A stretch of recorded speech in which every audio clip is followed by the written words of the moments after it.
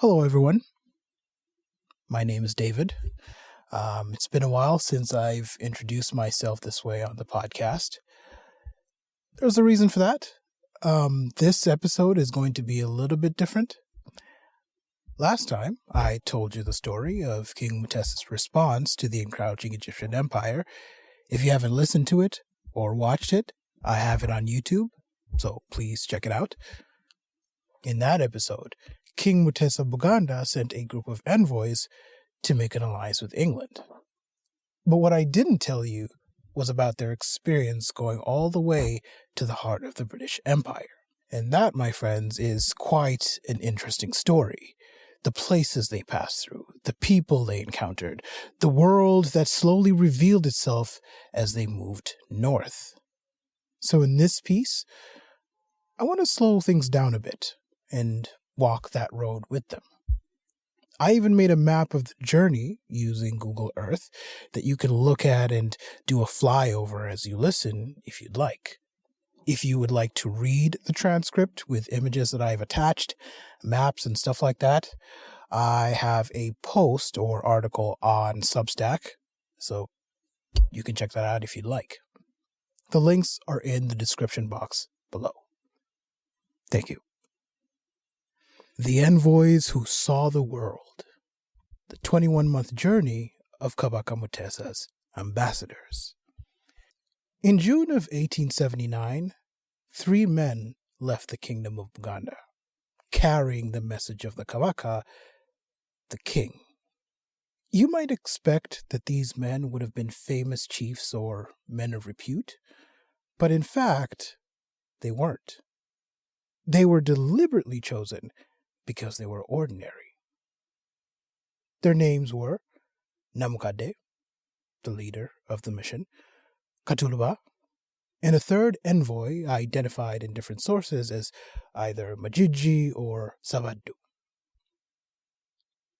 When they reached Europe, missionaries would present them as noble chiefs because that's who they believed they were.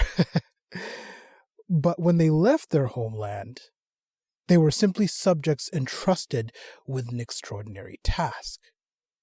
Their king, Kabaka Mutesa I, had sent them to seek an alliance with the most powerful monarch that he kept hearing about at his court, Queen Victoria of Britain. The journey would take them across deserts, through imperial frontiers, onto enormous ships, and eventually into the heart of the empire. When they returned almost 2 years later, they had seen a world far larger than Buganda itself. A mission born of fear. Mutesa didn't send envoys to Europe out of curiosity. He sent them out of fear. By the late 19th century, the Egyptian Empire was pushing steadily south along the Nile. Under Khedive Ismail, Egyptian forces had taken control of large parts of Sudan and organized them into what they called the province of Equatoria. From Rubaga, the capital of the Buganda kingdom, this wasn't distant news. It felt close. Too close. In fact, in 1876, that threat had already reached Buganda's doorstep. Egyptian forces led by Colonel Charles Gordon made it as far as Magungo, near the mouth of the Victoria Nile, what we now call Murchison Falls. That time, Mutesa and his chiefs managed to turn them away. But the fear didn't go with them. And a few years later, it came back, this time in the form of a fort. By 1879, Mutesa learned that an Egyptian post had been built just days away from his borders to the north. Most likely, this was the fort of Urondogani or Burondogani near Lake Choga, marking the point where the Nile could no longer easily be navigated. Just 3 days away. That's how close they were. When the missionary Alexander Mackay tells the story, he referred to it as Ribbon Falls, the stretch of the Nile that would later be submerged after the Nalubale Dam was built in 1954. Of course, Ripon was a British name. The Buganda had their own name for the river. I believe it was called either Chira or Chira. I don't know. Someone can correct me in the comments if they do know. So when Mackay wrote it down, he was translating not just language, but geography. And in that moment, Mutesa made a decision. He turned to the missionaries. Part of the reason was simple. They came from the same world as the man that was leading the army towards him. To Mutesa, that meant connection and possible influence. Even when Alexander Mackay denied any political involvement, the king wasn't convinced. The missionaries were writing letters. They had ties to Gordon. They had the same religion. And around him, Zanzibari Arabs were warning that the British would eventually take the country away. So Mutesa began to think that maybe these men could stop what was coming. The Protestants of the Church Missionary Society supported the plan. Some of them believed that if the Buganda envoys could see Europe for themselves, it might open the door for Christianity. And so the preparations began. The envoys gathered gifts for Queen Victoria: ivory, bark cloth, drinking straws, royal sandals lined with leopard skin, all of that. Then on June 16th, 1879, they left Buganda into the Nile frontier. The envoys did not travel east toward the coast like was so common. Instead, they moved north. This was because Colonel Gordon's forts had made the passage north safer than the journey through to Zanzibar. If you want to get an understanding of how dangerous that route was, just listen to my Hannington series. That'll give you a very good idea of how dangerous that route was. Accompanied by the missionaries C.T. Wilson and R.W. Felkin, the envoys entered territories that lay beyond the familiar world of Buganda. Their first major stop was Fawera, the territory of Rionga, a rival of the powerful Bunyoro king, Kabarega. There, the journey took a troubling turn, because upon arrival, the envoys were separated from their wives and stripped of their weapons. Open quotes. "We were deprived of all our guns, spears, and shields," one envoy later recalled, "and even of our big sticks." Close quotes. The disarmament terrified them. For a moment, they believed the worst. They said, "We then made up our minds that Mutesa had sold us as slaves to the white men."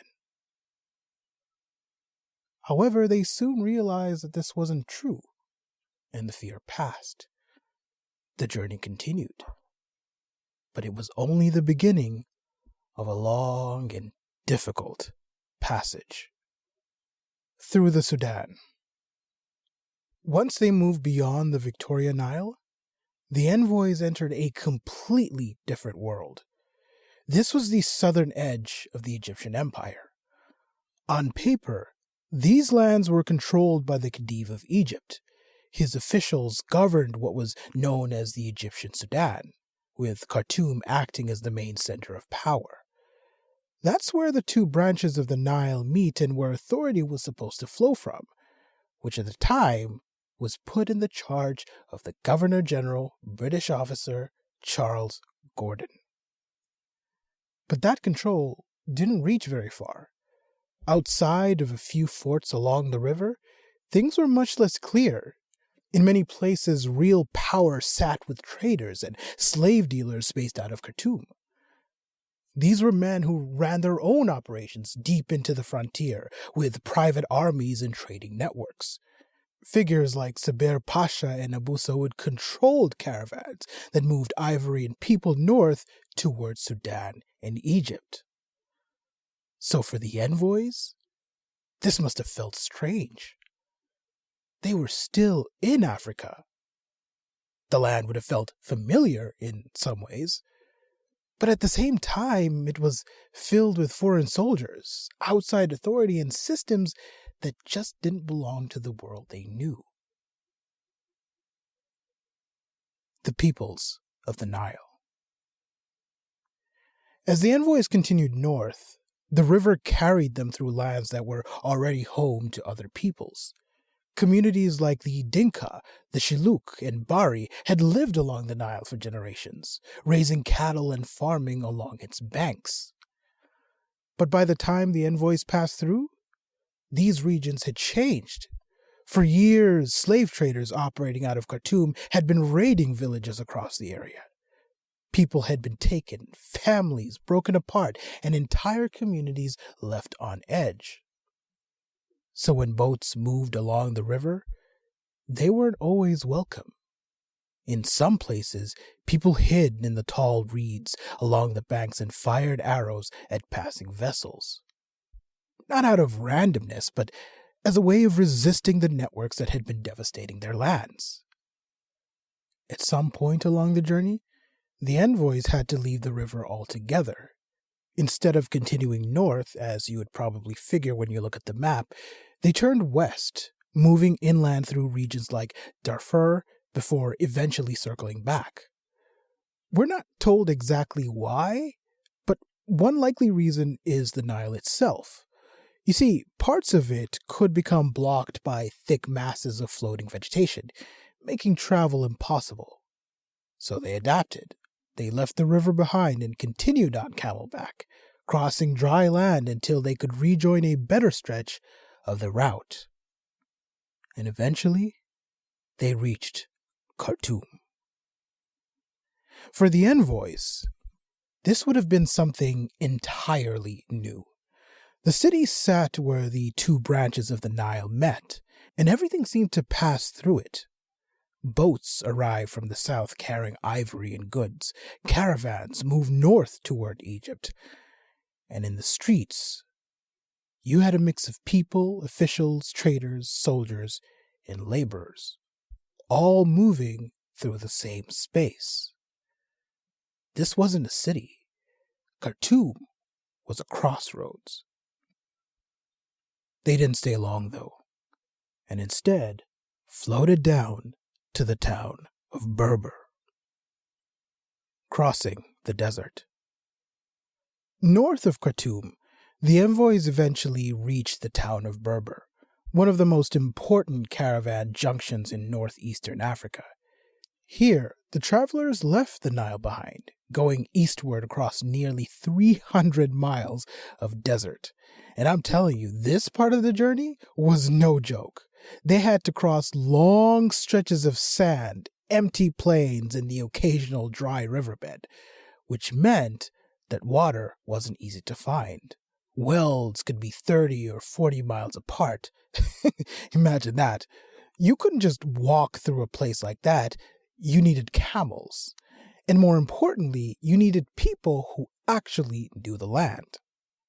That's where the Bedouin Arabs come in.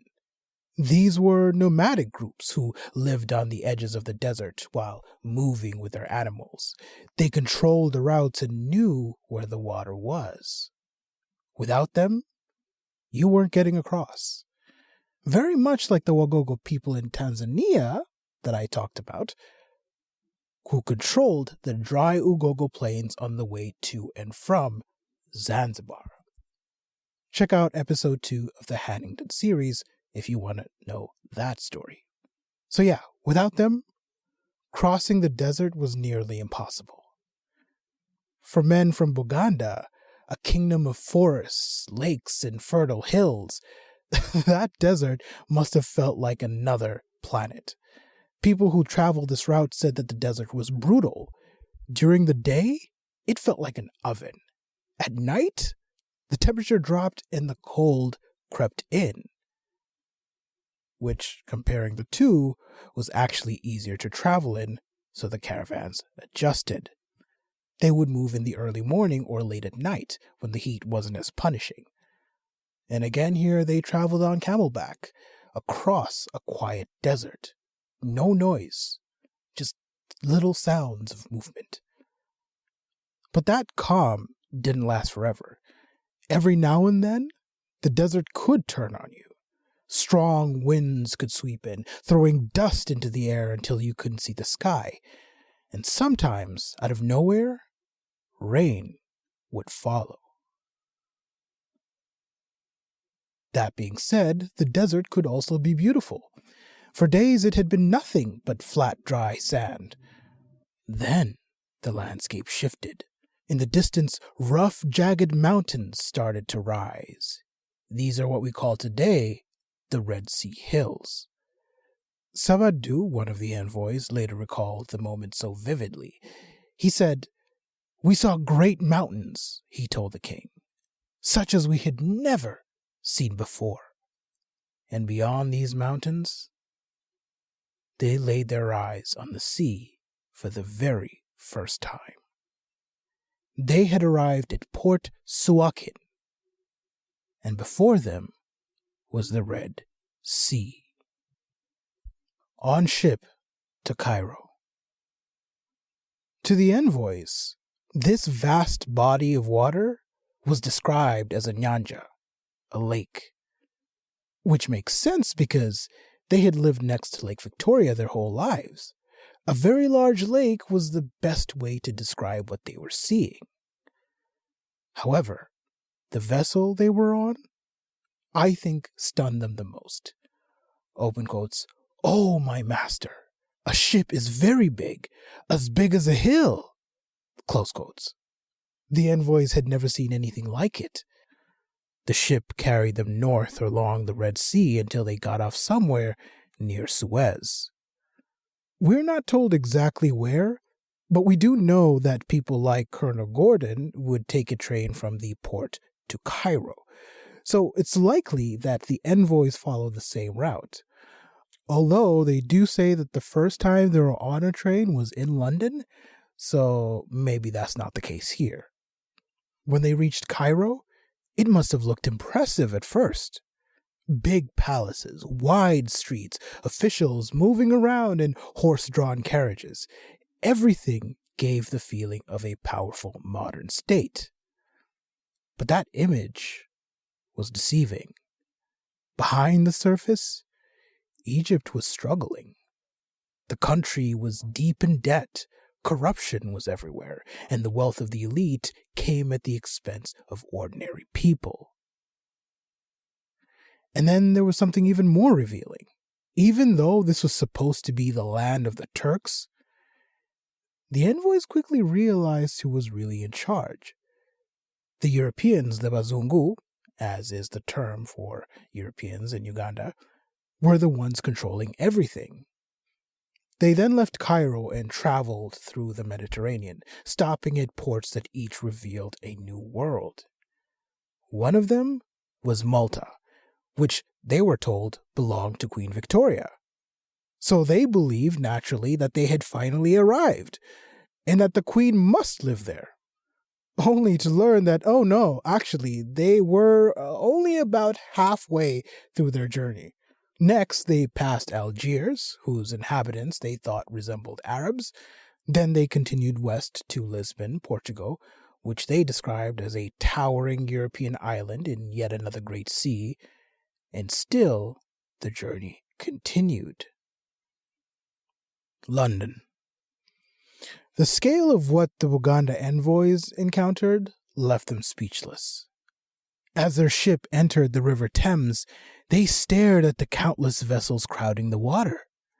To Sabadu, what he saw was a forest of masts rising above the river that looked like trees growing directly out of the sea. Watching the ships maneuver around them, he told the king that the sailors had climbed the mast shouting, "The Buganda are coming! Make way for the Buganda!" proudly imagining that the entire river had been cleared for their arrival. Why did he think this? Because this is what they did in Buganda for foreigners.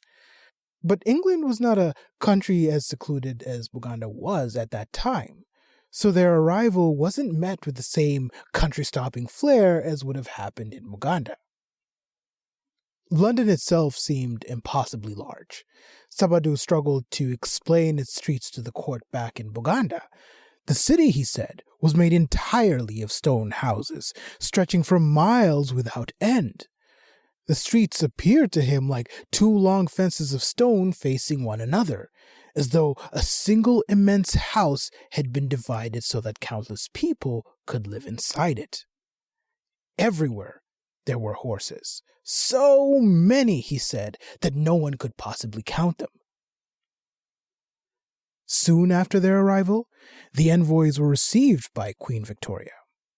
A carriage came to collect them, which they believed had been sent directly by the Queen herself. They thought that the Queen had sent a chief. These were actually members of the CMS Protestant missionaries. It wasn't until 2 days later when they finally got to meet the Queen. But upon their arrival at the royal court, they were briefly confused, because several ladies were dressed alike, and it wasn't immediately clear which among them was the monarch. You see, in Buganda, power was very easy to recognize. The Kabaka stood apart in how he dressed, where he sat, how the people moved around him. You didn't need to ask who the ruler was, you could see it immediately. In Victorian England, things looked a bit different. At court, many elite women dressed in a similar way, with long, full dresses that covered the body from neck to floor, with wide skirts, bright fabrics, and carefully styled hair. Standing together, they could look almost identical to someone unfamiliar with the culture. To the envoys, this must have been confusing. It was confusing. Without clear visual markers, it could easily seem as though they were several queens in the same room. This wasn't just about clothing, though. It was also about control. In Buganda, there were clear expectations about not outshining the king. Even appearance could become political. At one point, Kabaka Mutesa was angered when a group of pages appeared well-dressed during prayers. Upon entering the room, everyone's attention shifted to the pages away from the king. It was said that the king stormed out in a fury. It's moments like that that suggest that visibility mattered. Who was seen and how they were seen had to be carefully controlled, which makes the envoys' experience in England even more striking. They were stepping into a world where power was still there, but it wasn't always immediately visible. Their hosts made sure that the envoys saw the power of the empire, though, that's for sure. They were taken through factories where cloth was woven and bleached, through armories where guns and gunpowder were manufactured. The cannons impressed Sabadu the most. He returned home claiming that a single gun required 200 kegs of powder and could send a ball flying 7 miles across the earth. The showcase of the guns must have had Mutesa wondering that, if they have entire factories where they make this stuff, why can't they teach us how to do it? Why couldn't they send more guns like he had been asking them to? As I discussed in the video, the missionaries themselves didn't know how to make guns. That's not what they were there for. The exception being, of course, Alexander Mackay, who was an engineer.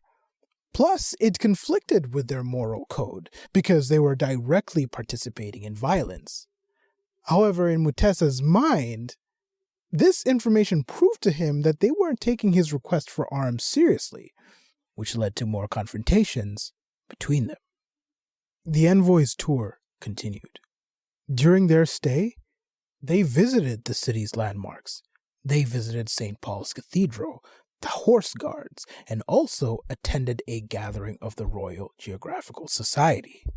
This is where the British officials introduced them as representatives of the highest ranks of Buganda's nobility, an honor that might have embarrassed them deeply if they understood English. Because unbeknownst to the missionaries, like I told you before, they weren't chiefs or men of repute. They were just peasants.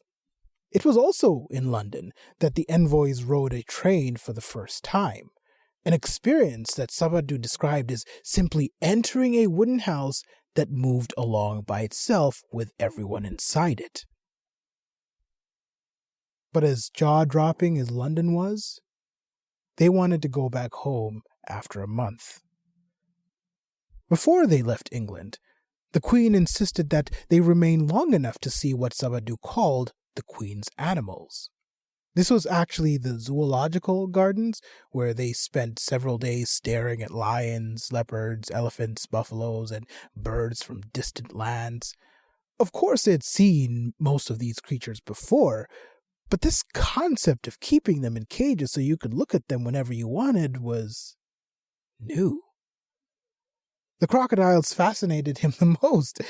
Unlike the wild crocodiles of African rivers, these creatures were fed meat from a man's hand. An unimaginable sight. Because why? Why? At an agricultural show, they saw vast herds of cattle, sheep, and thousands of pigs, which Sabadu concluded must surely exist simply to feed the queen. These experiences made Mutesa turn to his chiefs and hint that they must also give him many animals so that he may be great as Queen Victoria.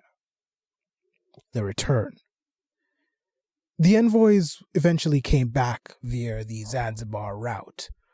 On March 18, 1881, nearly 2 years after they had departed, the envoys were back in Buganda. King Mutesa welcomed them warmly. They presented him with gifts from Queen Victoria, which included rifles, ammunition, jackets, swords, fezzes, and iron boxes. But the most important thing they brought back was not a gift. It was a story. The envoys described a world of enormous ships, endless cities, powerful armies, and machines that moved without horses.